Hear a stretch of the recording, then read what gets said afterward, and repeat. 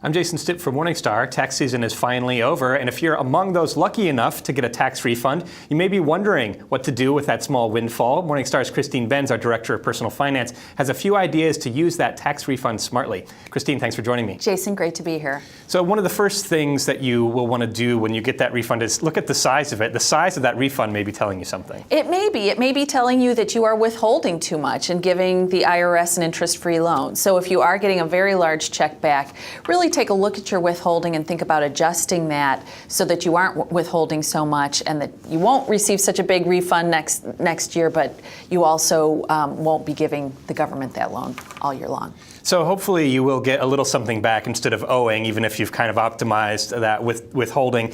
There are a few different ways that you might think about using this money. You might not want to just go out and splurge and spend it. If you want to put it to work, you have a set of priorities on what you might consider first, second, third, and fourth. What's priority number one? Where should you put that money to work first if you haven't already? Well, I think you want to think like a business owner or business operator and think about what is the best bang for my buck given how much I have to invest. So certainly for folks with high interest credit card debt, where you're not getting any tax benefit in having that debt, the interest rate is high, you'd want to put any proceeds from your tax refund toward that because that is going to give you the highest return payoff on your money. So that would be step one.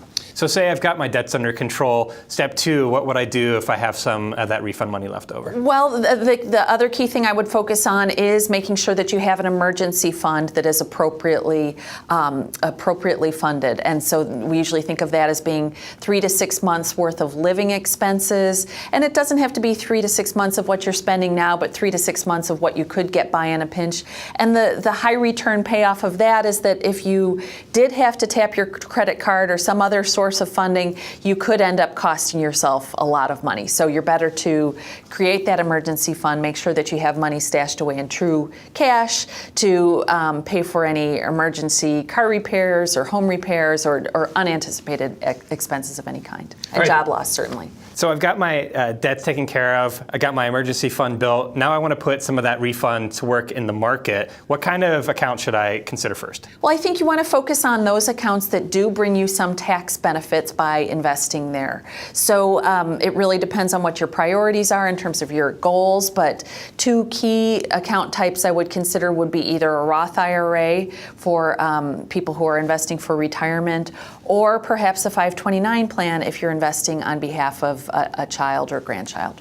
Now, with those IRAs, I know that there are certain rules about how much you can make to contribute to them, and also that you need to have earned income to contribute to them.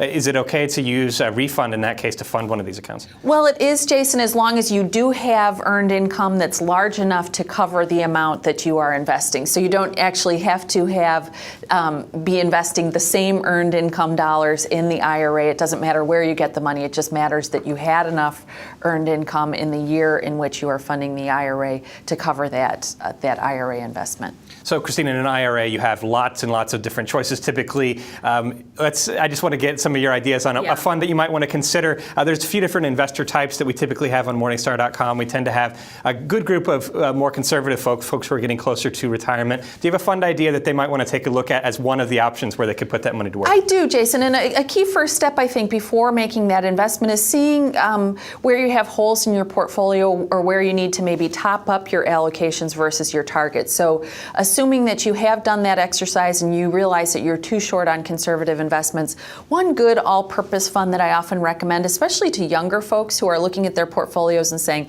I need some bonds, but I don't know where to begin, is T. Rowe Price Spectrum Income. And the reason I like it is that it's a very well-diversified fund. It holds lots of different bond funds, corporate, government, mortgage-backed bonds. It also holds a small slice of equity exposure in T. Rowe Price Equity Income. And so it's a well-diversified package. It has historically been pretty low risk relative to other funds in its category, which is multi-sector bond. Just think of it as a great one-stop shop for people who determine that they need more income type exposure. What about for that more aggressive piece of your portfolio, Christine? Any ideas, maybe something that might look globally, for example? There are a lot, and I do think a global fund is a really interesting idea. One that our analysts particularly like is Dodge & Cox Global Stock. This is a firm that has done a solid job on its domestic equity funds, also a good job on its international stock fund. This particular product marries the two skill sets, and it's a fund that came out at an opportune time in 2008. Performance has been a little bit volatile, but we think that the firm is top-notch and that their research capabilities are top-notch, and like all Dodge & Cox funds, it's very, very cheap.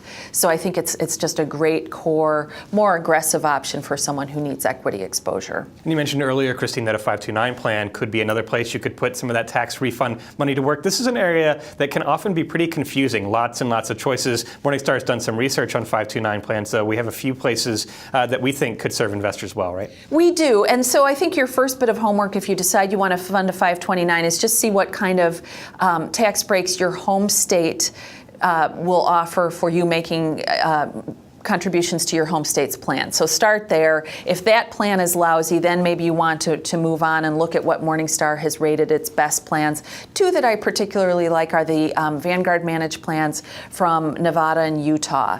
They are index-based lineups, very, very inexpensive, and have a good array of investment options under the hood. So I think that those are great options for people who don't like their home state plan or happen to live in one of those two states. Let's say that I have some money left over. Maybe it's part refund money, maybe it's some other money that I want to put to work. After I kind of look through these priorities, what would I do next? What would I do with that money now? Well, I think it's kind of a tie. If you have a mortgage or some other source of low interest debt that also carries a tax break, you might consider allocating some assets to paying down that mortgage maybe a little more aggressively than your payment plan calls for. So that's one idea. Another idea is to simply fund a taxable account, and there I think you want to take care to select good tax efficient options. So ETFs, exchange traded funds, as long as they're tracking broad market segments, I think can make a lot of sense. Traditional index funds, same idea, good tax efficient structure there, particularly if you're focusing on a broad market segment.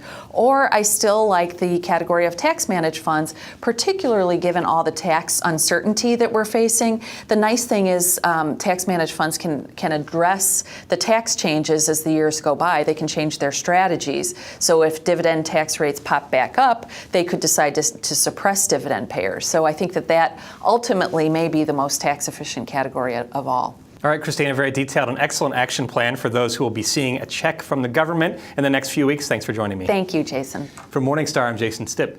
Thanks for watching.